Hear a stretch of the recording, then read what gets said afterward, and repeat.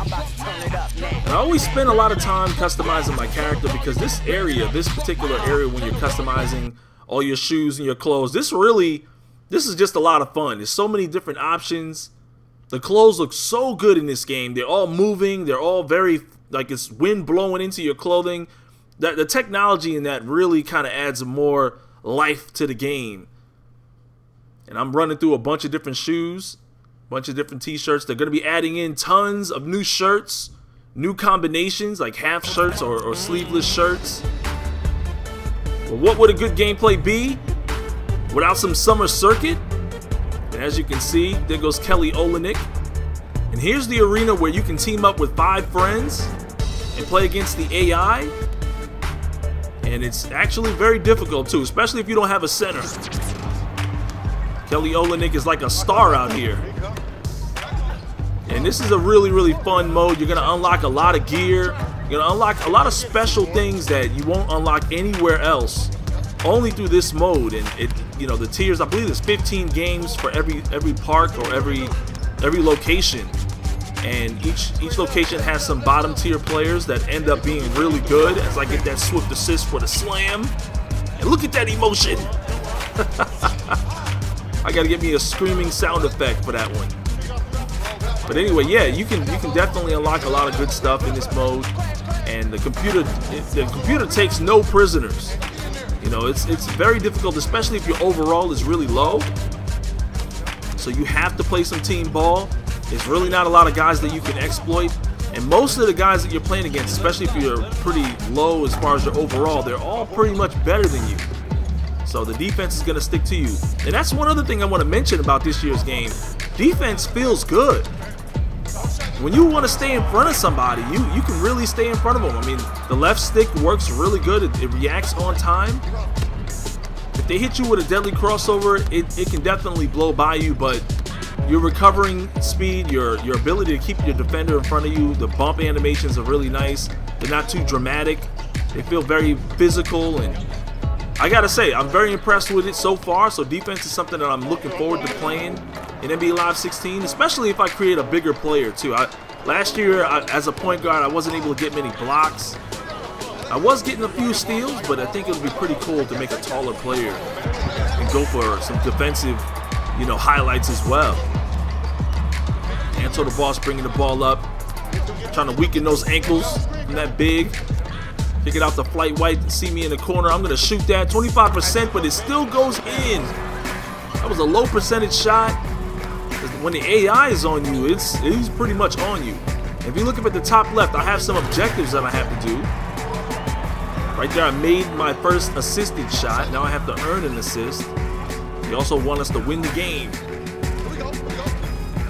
I love the bringing the ball up animations, and right there, I was about to hit him with that cross spin.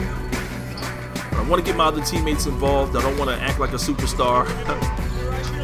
Look at Anto the Boss handling that rock, and then there goes Flight White. Flight White is Mr. EA Sports, or at least he's Mr. NBA Live. That's a jump shot, 13% shot clock violation. And we did have a problem when we were playing the game. We were playing on small monitors. I think they were less than 19 inches or about 19 inches, which is really good. I'm used to playing on a 50-inch TV, which has a lot of lag delay and response time issues. So I think I'm definitely, when I move, I'm probably going to get myself a small monitor. But the monitors that we were hooked up to, we didn't have sound on them, and we were using the sound from our laptops hooked up to our Elgato HD60s. And so there's a delay on that recording, and so if you were hearing the shot clock go down, I mean, you didn't know if it was, it wasn't in real times. But since we're so used to hearing that, you would just, most likely you was getting a shot clock violation. We were having all kinds of delay issues in terms of sound because we were listening it, through our recording devices. Right now, Kelly Olynyk with the ball, tries to take a shot, tough shot. Notice that there's no fouls. Keeps the game rushing. It keeps the game action-packed. I tried to throw an alley-oop, and I don't know if I was trying to get it to the AI or if I was going for my man Tico, but no one jumped for it. As long as we got it back, no turnover, no decrease on my teammate grade. Right here, I get a big steal, but again, they don't give me the credit for that steal. Pass over to Anto the Boss. And there it is. I earned an assist, and notice it was +5. Computer making use of all these open players, and look at that ball movement leading to Kelly Olynyk slamming it down. And you know, he just feels like a beast. It's simply because he's an NBA player. He's like a boss. In my opinion, the summer circuit is almost as fun as the regular live run at the Pro-Am. I mean, at the summer circuit, you're going to unlock a lot of different things, and I'm pretty excited about playing this mode. It's going to take a lot of time, but you're going to really have to put together a solid team. Some of the guys were saying that you don't have to have 5 players, you know, to play well, so to speak. I don't know how that big man picked up that loose ball faster than Flight White. I think he's a shooting guard. Kelly Olynyk putting up a very tough shot. You should be happy for that one. We made a lot of suggestions to these guys. So there's other camera angles. I'm just playing on this one because it seems to work best for me at the moment. As I knock down that jump shot, kind of late on the release. As long as it goes in. But yeah, we did make a lot of suggestions. So if you guys see some things that you think, you know, ought to be fixed or adjusted or toned up, toned down, whatever you think, you know, these guys, it's funny, the NBA Live development team, they're extremely open to suggestion. And, you know, they're really, really humble people. And it seems like they're really trying hard to, you know, bring the series back and provide a fun experience for all of us to enjoy and a nice alternative to the competition. Right there, got another slam. And notice the little, like, defensive, you know, player tracker that I have under me. It's like kind of like a shadow. It's no longer just an arrow pointing in the direction of the person I should be guarding. That's actually pretty good too. Flight White took a gamble on that steal to kick back out to the big man. He shoots it over me and does not score. I get +3 for good defense. Down to Flight White. I'm thinking throw it up, throw that alley-oop up, but he gets the bucket anyway. Flight White has a lot of confidence. I remember I used to play with Flight White on NBA 2K14. Some of you guys might not remember that.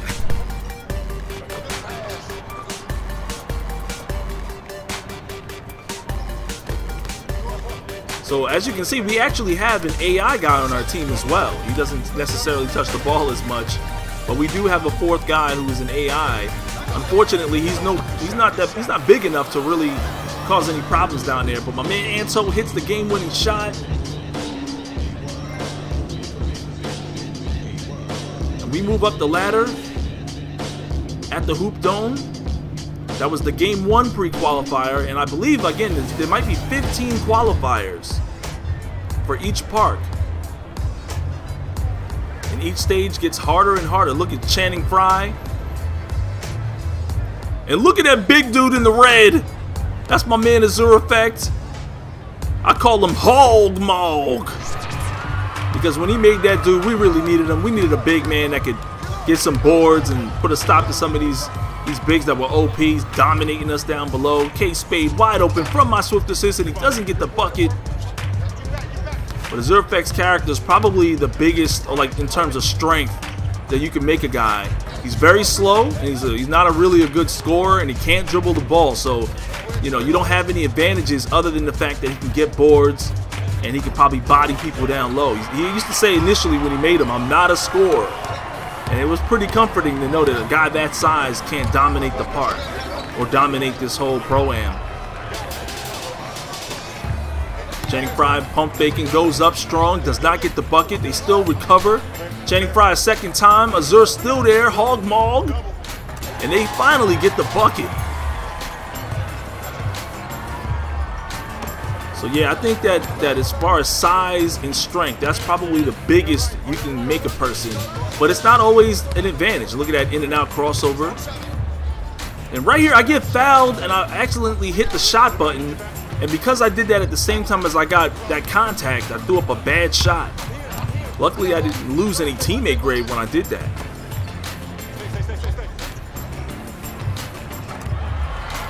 Right there, the little man just gets right through the defense. Lays it up. Down 4-2. And they actually scanned real shirts and real sneakers in here. Right there, I got that crossover on them. But yeah, the shirt that you're seeing me wear, they actually have this real shirt in their offices, like in the shop downstairs. You can actually purchase this shirt. In fact, all of these clothes that you're seeing are real, like real life t-shirts and real life clothing that they scanned into the game.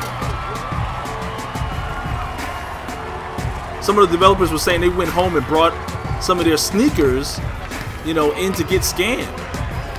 So that's pretty cool. I would like to get some of my shirts scanned in the game, but hey, look at that crossover off that screen. Plus 3 points off the dunk. Make a shot off of a screen. That was nice. My other objective is to set a screen and then, you know, get somebody to score. Jeff Teague in the game. He's part of this Channing Frye squad. I want to call it the Jeff Teague squad, if anything. Notice the screens. One thing I want to reiterate is the fun factor in this game. It's so much fun. You know, we got in and we started to play like around maybe 10:30 in the morning, and we didn't want to leave until 10:30 at night. In fact, we left at around 10:30 at night, you know, for the 2 days that I was down there able to play the game, because, you know, we literally playing this game for like 12 hours, you know, and this is the mode. I mean, if it wasn't Summer Circuit, it was definitely the live run. We had a tremendous amount of fun playing it. That's a good pass. Man in the corner, wide open. He should knock that down. That's Harkless. And look at that crazy pass from Anto the Boss. Doesn't seem to like to pass the ball to the point guard on the inbound. Channing Frye wide open. He's going to clank that. And Hog Mog. He's going to pull it down. And once again, we are playing with one AI guy. Man, when he sets a screen, it's a beast of a screen. Right there, he flips it up. I think he may have gotten deflected and is still winning. I don't know. Try to get that steal on the inbound. Jeff Teague bringing it up. Channing Frye with the screen. Oh, look at that pass on the recovery. There was supposed to be a switch right there, but the AI read that switch and caught the open man for the slam. And I don't know if you guys can tell, but I did increase my dribble ability by this point. So I'm doing different crossovers, some in and out crossovers.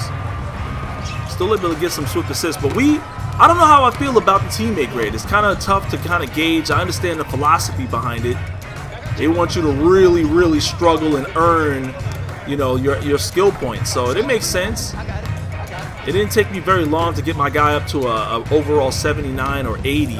I think after 2 days of playing the game for like 24 hours, you know, you pretty much can get your man up there pretty fast, as long as you're playing the game for a tremendous amount of time. Like I said, we had about somewhere around, you know, I would say about anywhere between 18 to 20 hours of play time. And so we got our guys up to at least a 79 or 80. But I was told that once you get to an 80, to get beyond that, it's gonna take a little bit more time. Like, your skill points are not gonna equate to how much it's gonna cost to buy extra attributes. So it's gonna take some time. Look at this computer fighting in this game. It's always gonna be a tough match. Taj Gibson getting in there.